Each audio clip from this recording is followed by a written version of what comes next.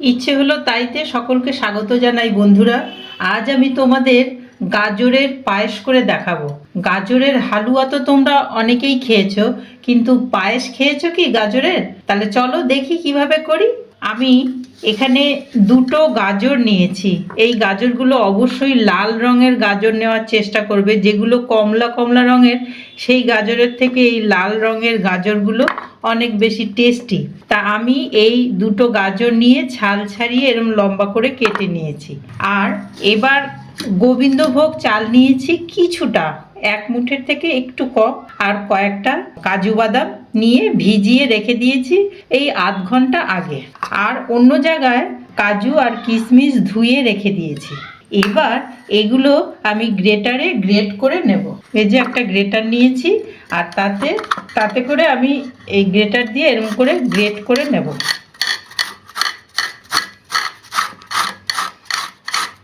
এই যে এইভাবে আমি এই গাজরগুলো গ্রেট করে ফিরে আসছি।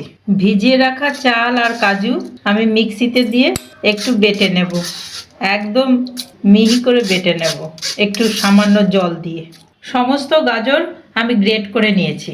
গ্যাসে কড়াই বসিয়ে দিয়েছি, আর সেই কড়াইতে আমি 1 চামচ মতন ঘি দিয়ে দিচ্ছি। এটা বাড়িতে তৈরি ঘি, আর যাদের কেনা ঘি আছে তারা কেনা ঘি দিয়েই করবেন। 1 চামচ আর সামান্য একটু দিলাম। ঘিটা মেল্ট হওয়ার জন্য একটু সময় দেব। গ্যাসের ফ্লেমটা বাড়িয়ে দিচ্ছি। মেল্ট হয়ে গেছে। এবার যেই কাজু আর কিশমিশ রেখেছিলাম সেগুলো সামান্য একটু ভেজে নেব।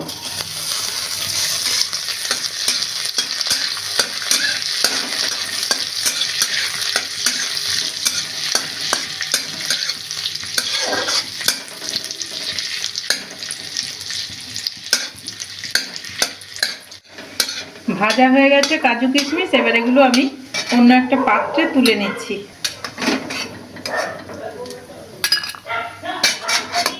এবার সেই কড়াইটাতেই আমি এই গ্রেট করা গাজর দিয়ে একটু ভেজে নিচ্ছি।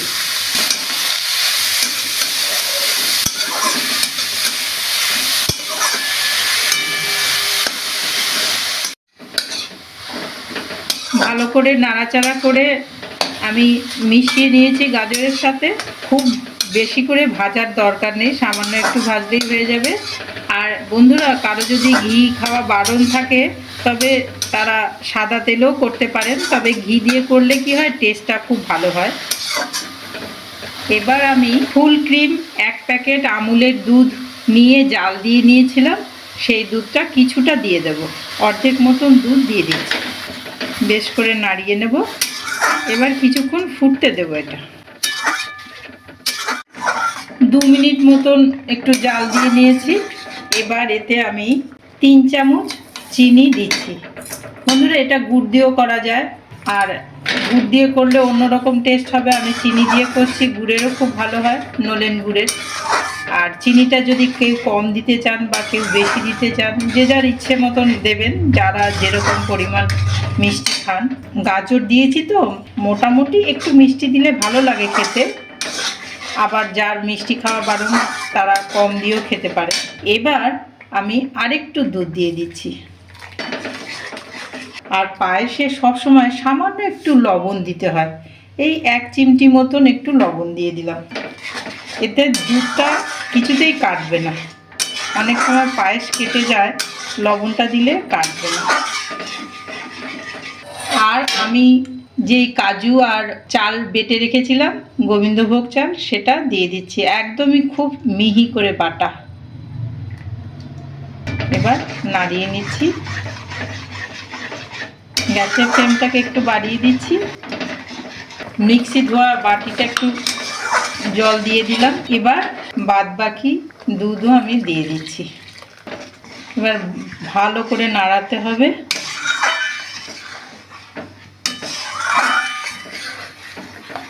আর ভেজে রেখেছিলাম কাজু আর কিশমিশ, সেগুলোও দিয়ে দিচ্ছি। এবার আর কিছুক্ষণ একটু ফুটিয়ে নেব, অবশ্যই লো ফ্লেমে, নয়তো নিচে ধরে যাবে। গাজরের পায়েস একদম তৈরি হয়ে গেছে। এবার অন্য একটা পাত্রে ঢেলে নেব। বন্ধুরা, গাজরের পায়েস একদম রেডি। এবার ঠান্ডা করে খেতে হবে। গরম পায়েস খেতে অত ভালো লাগে না, মিষ্টি একটু কম লাগে, ঠান্ডা করে খেলেই বেশি ভালো লাগে। তা গোটা ভিডিওটা আমার সাথে থেকে দেখলেন বলে আপনাদের সকলকে অশেষ ধন্যবাদ জানাই। এইভাবেই সাথে থাকবেন, পাশে থাকবেন। আর কিরকম লেগেছে কমেন্ট করে অবশ্যই জানাবেন, আর বাড়িতে তৈরি করে অবশ্যই খাবেন। গাজরের হালুয়া তো সবাই খেয়েছেন, আর গাজরের পায়েস খেয়ে দেখবেন ভালো লাগবেই লাগবে। আমার মনে হয় সবাই হয়তো করে খাননি, কিছু কিছু হয়তো খেয়েছেন, তবে করে আমার রিকোয়েস্ট রইল করে বাড়িতে করে খেয়ে দেখবেন প্লিজ। আর আমার সাথে থাকবেন, পাশে থাকবেন, লাইক কমেন্ট দিয়ে জানাবেন। ভালো লাগলে ভিডিওটা শেয়ার করবেন আপনাদের আত্মীয় পরিজনদের সাথে। আজকের মতন আসি তাহলে, দেখা হবে পরের ভিডিওতে। টাটা।